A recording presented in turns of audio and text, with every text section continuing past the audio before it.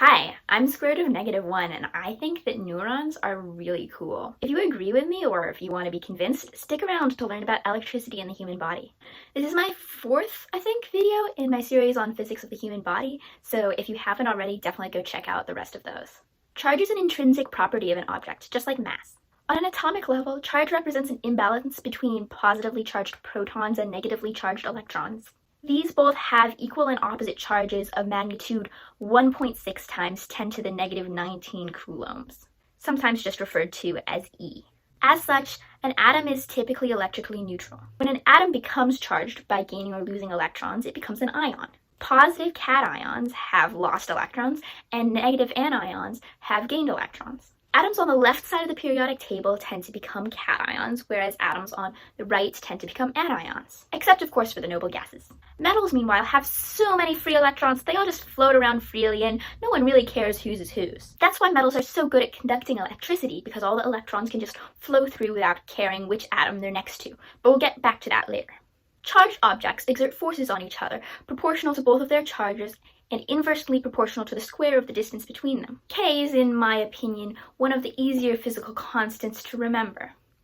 8.9876 times 10 to the 9. Note the negative sign before the expression. We're defining positive direction as towards each other, hence opposite charges attract and like charges repel. An electric field is a similar concept, but without the second charge actually being there. It's like a position map of what the forces would have been if you were to drop a test charge of +1 coulomb in at that particular position. In a field line diagram, the forces are strongest where the lines are most concentrated and point in the directions of those lines, assuming the charge you put there is positive.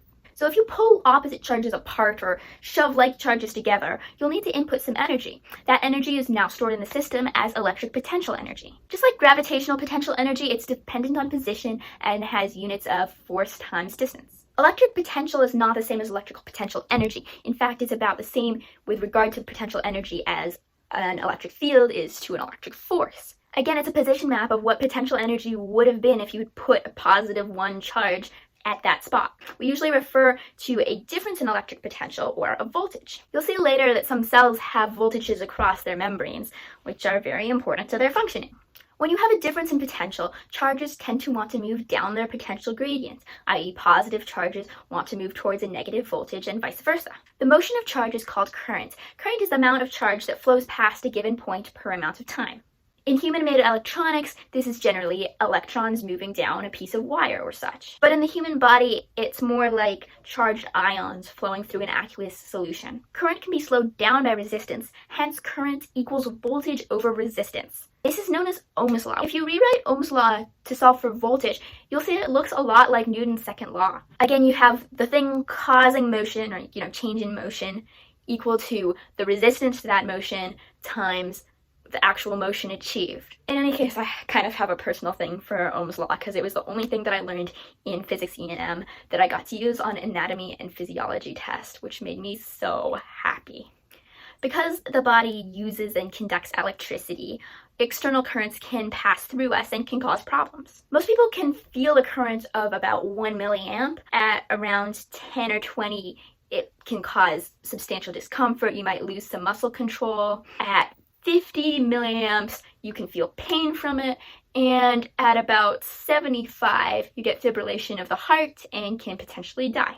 Now compare that with a North American wall socket, which can supply about 12 amps maximum, which is more than 100 times as much as needed to kill you. So if you're suddenly scared or wondering how you're even still alive, the key is that current primarily follows the path of least resistance, as per Ohm's law. Upshot, if you're going to risk being shocked, which don't risk being shocked, but if you're going to, just use one hand.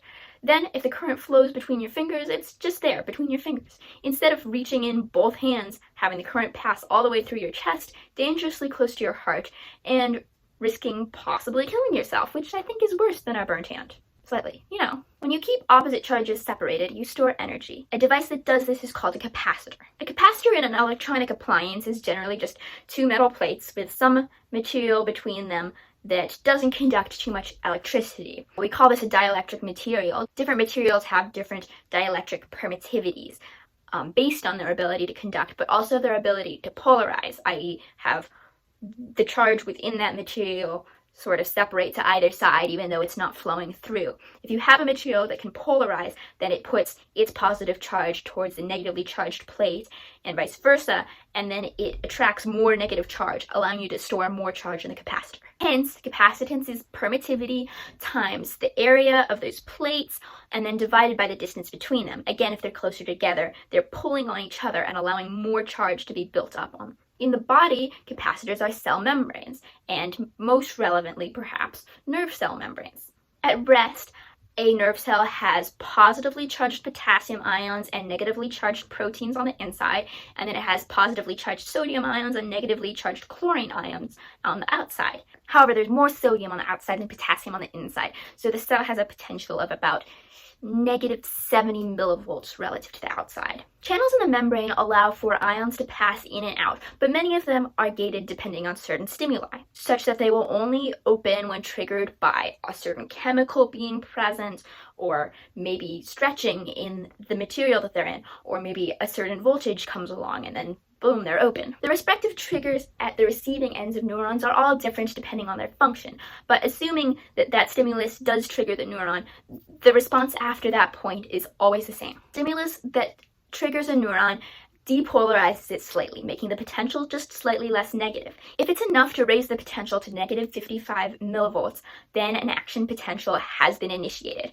What happens at this point is that voltage-gated sodium channels open, allowing all of that positively charged sodium to flood in, further raising the potential inside the cell. This continues up until you get to about +30 millivolts, and then at that point, voltage-gated potassium channels open, and potassium floods out of the cell, again repolarizing the cell. It overshoots past the resting potential a little bit, and then slowly works its way back as the cell pumps the sodium back out and the potassium back in using ATP-powered pumps to restore the original membrane potential. But that's not the end of the story. While the membrane was depolarized, sodium channels just a little farther down the neuron were also triggered, and they opened, starting the action potential there, and it propagated down the neuron. And that's how nerve impulses travel. Now, this all seems pretty simple. In fact, it's way too simple to explain how we exist, and certainly how we think. Not that I can do that. All action potentials are the same, so how can you process that information? Other than just having a straight reflex loop that goes from neuron to neuron to neuron and back and has a set response. How do you make decisions with something like this? You have branching neurons, and you can have two, probably more than two, but let's call it simple. So 2 neurons that are ending in the same place and triggering the same next neuron. So maybe each of them individually is enough to trigger it, and then you have an OR gate, essentially. So if nerve A or nerve B fires, then nerve C will as well. If both of them fire, it will still fire. But maybe they're not quite enough individually, and so you need both of them to make that trigger, and then you have an AND gate. Both of them have to trigger for the third neuron to fire. And then maybe you have something more complicated where one of them actually secretes something to repress an action potential from that third neuron. And now you have A and not B. So you string these together, and now you have more complex logic, and that still doesn't really explain a consciousness, but you have a processor, your brain. That's as far as we're getting today. Before I go, let's talk briefly about another organ that's also controlled by an electrical signal. Well, I mean, a lot of things under nervous control are technically controlled by electrical signals, including all the muscles of your body. But the heart is kind of something unique in this respect.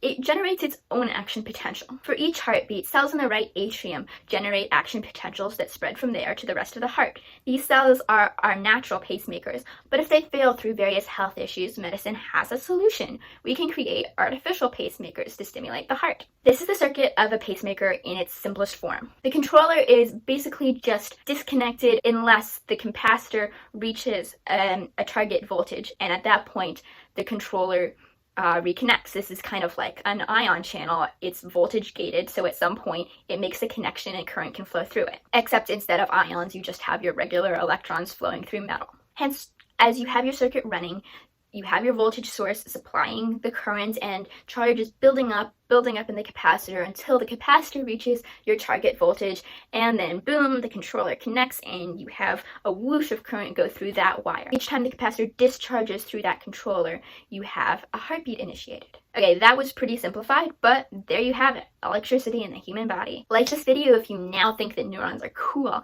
and subscribe so you don't forget to check back next week for the physics of hearing. Toodles! Somebody's getting on my nerves. ส่งต่อ